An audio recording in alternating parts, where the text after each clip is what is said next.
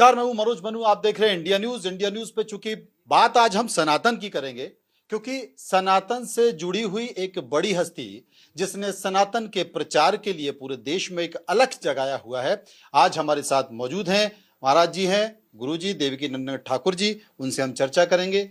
देवकी नंदन जी, आपका India news पे बहुत बहुत स्वागत है। बहुत बहुत धन्यवाद आपका मनु जी और आपके सभी व्यूअर्स का।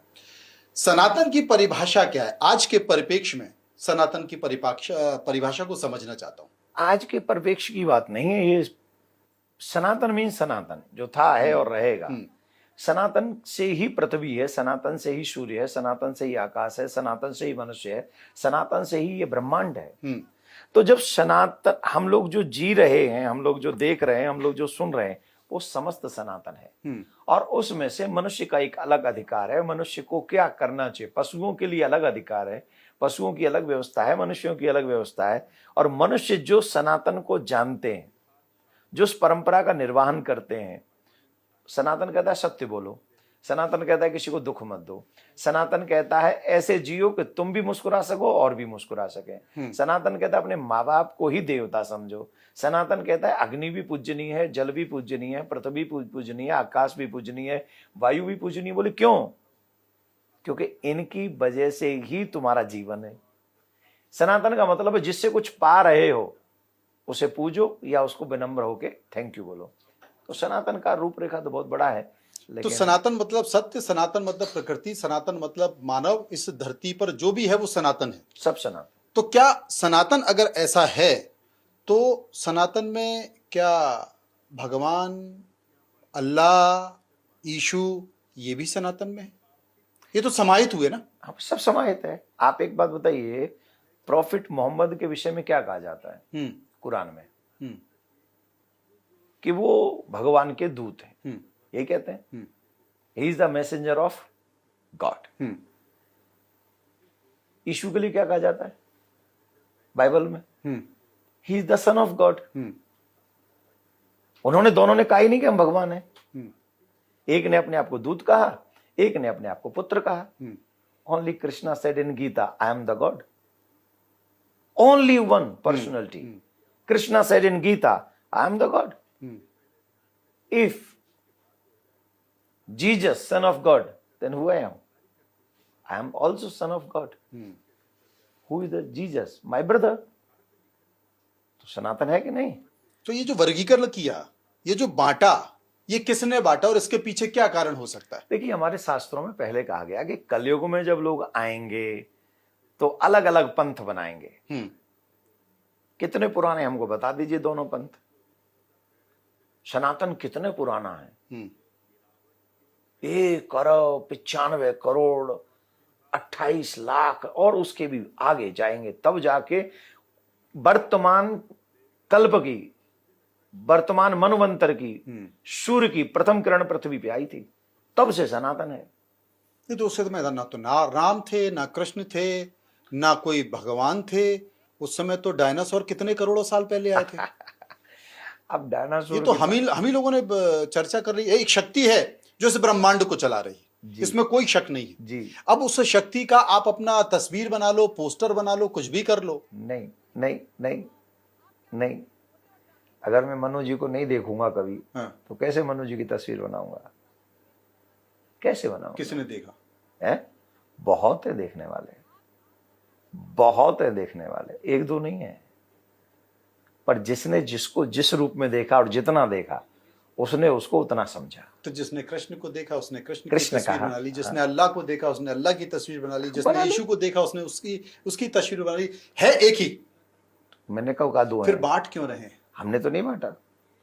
बांटने पर बहस क्यों चल रही? नहीं। जब सनातन एक है तो फिर बांटने पर बहस क्यों? देखिए, हमारी बात समझिए, सब एक है। जल का रूप एक है, पवन का रूप एक है, अग्नि का रूप एक है, लेकिन प्रयोग अलग है। सबका अलग अलग उद्देश्य है। सम्माननीय कौन है? समाज में अच्छे भी लोग हैं, वो भी ईश्वर के हैं, और बुरे भी लोग हैं, वो भी ईश्वर के हैं, दोनों ही हैं। लेकिन आप समाज पूजेगा कि मानेगा किसको? जो समाज के हित में काम करेगा, जो सबको लेके चलेगा, जो मेरी गीता कहती है वसुधैव कुटुंबकम। हाँ जी कि ना जी? वसुदेव कुटुंबकम। बिल्कुल। अगर पूरा परिवार ही वसुदेव का है तो फिर भगवान वसुदेव ने ही दुर्योधन और दुर्योधन के लोगों को क्यों मरवाया? ये भी अच्छी प्रश्न। रावण को क्यों मरवाया? कंस को क्यों मरवाया? बोले नालायक संतान हो तो उसे भी ठिकाने लगा देना चाहिए, लायक संतान को सम्मान मिलना चाहिए। बहुत बड़ी बात। यही है परमात्मा का न्याय। और अगर अन्यायी को दंड न दिया जाए तो फिर आप अपने संविधान में क्यों फांसी की सजा सुनवाते हो? फिर क्यों किसी को 10 साल की सजा सुनवाते हो? बिना दंड के भयविन हो न प्रीत। तो परमात्मा भी दंड देता है। अब हमारे यहां कहते हैं स्वर्ग नरक, कई लोग कहते हैं हम नहीं मानते। तो जन्नत और जहन्नुम क्या है? हेवन एंड हेल क्या है? सही बात।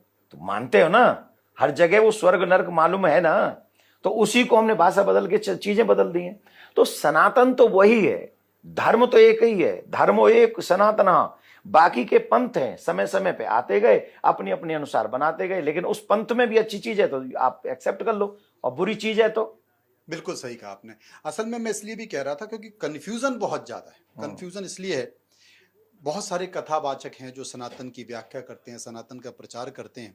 ऐसे कथावाचक भी हैं जो फोन लगाते हैं, हेलो माय डियर लंकेश, हाँ हनुमान जी क्या चल रहा है। मैं पूछना चाहता हूं कि आपकी कभी लंकेश से, भगवान से, हनुमान जी से, राम जी से बात हुई है? मेरी तो मनु जीते ही बात ना है पा रही, हनुमान जीते कहाँ कर पाऊंगा। तो यही तो हम पूछना चाह रहे हैं, यही पतो कर वो चाह रहे हैं कि मतलब आपकी बिन से बात ना है पा रही है। हमारी कोई तो काहे नहीं है पा रही? आप में कौन सी कमी है हमें जब दूसरे कर रहे हैं? हम में सबरी कमी है, और जितनी ब्रह्मांड में कमी वो सबरी हम में है। हमारी तो कहावत आज तक बात भई ना है, पर हाँ हमारे हृदय पटल पे एक ही नाम है, प्रिया कांचो। वो रोटी दे देंगे तो खा लेंगे, वो बिस्तर दे देंगे तो सो लेंगे, और वो कहूँ भेज देंगे तो वहाँ कथा कह लेंगे, उन्नी तुम भेजे जो सोच के तुम्हें जवाब दे लेंगे।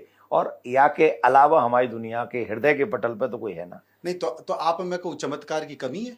ना, हमें तो कोई चमत्कार ही ना है। हमारा ठाकुर जी चमत्कारी है, हम तो है ही ना। नहीं तो जी कैसे चमत्कार है कि ना लंकेश से बात कर पा रहे, ना भगवान से बात कर पा रहे? वो करनी ना है, लंकेश से भगवान करे तुम्हारी बात है, जा लंकेश से वो तो ना करनी, मैं कहीं करूंगा लंकेश तो जो कर रहे हैं वो? अब ये सबका अपना अपना उनका होती होंगी, तो मैं क्या करूं? मैं वही कह रहा हूं हाँ। कि जनता समझ नहीं पा रही है हाँ।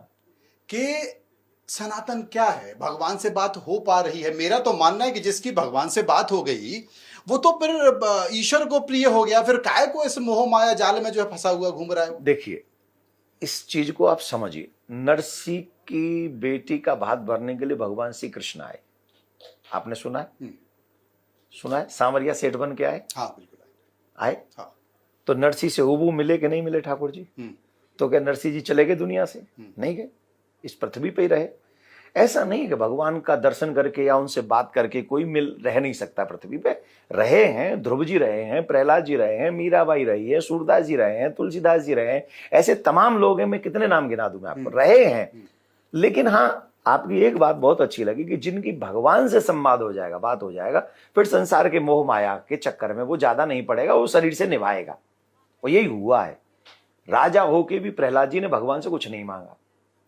क्यों? जब भगवान का ही दर्शन हो गया तो विरक्ति आ गई थी हृदय में। सनातन के प्रचार के लिए सारे जितने भी कथावाचक हैं, सारे संत हैं, मुझे लगता है वो एक मंच पर है। लेकिन जिस तरीके से मैं देख रहा हूं कि सनातन का प्रचार करने वाले, हिंदुत्व का प्रचार करने वाले संतों और कथावाचकों में आपस में जो संवाद हो रहा है, आपस में तू मैं हो रही है, आपस में नीचा दिखाने की कोशिश हो रही है, क्या आपको लगता है कि इससे वाकई सनातन खतरे में है?